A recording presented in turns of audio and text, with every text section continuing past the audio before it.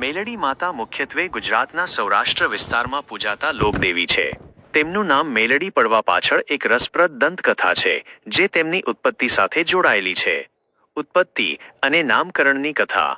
પ્રાચીન માન્યતાઓ અનુસાર અમરુવા નામનો એક શક્તિશાળી રાક્ષસ હતો, જેના અત્યાચારોથી દેવતાઓ અને સૃષ્ટિ પરેશાન હતા.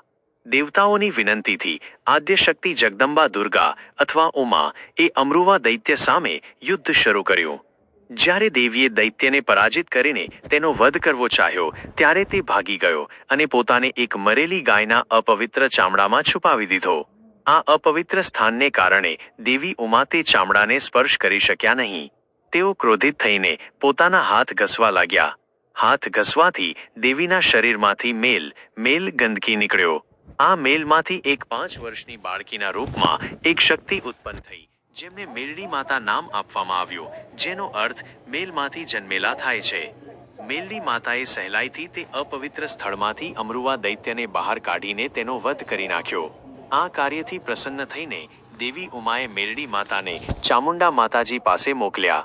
કેટલીક કથાઓમાં નવદુર્ગાએ ભેગા મળીને મેલડી માતાને ઉત્પન્ન કર્યાનું પણ કહેવાય છે. સ્વરૂપ અને મહત્વ.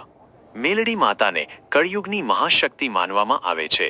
તેમનું સ્વરૂપ ક્યારેક ભયાનક પણ દર્શાવાય છે. કાળો રંગ, જાડા હોઠ, હાથમાં ખડગ અને ખપ્પર અને શરીર પર માનવ ચર્મનું આચ્છાદન. તેમનું વાહન કાળો બોકડો છે. તેઓ ખેતરો અને લોકોના રક્ષક દેવી તરીકે પૂજાય છે અને ભક્તોની મનોકામનાઓ પૂર્ણ કરે છે.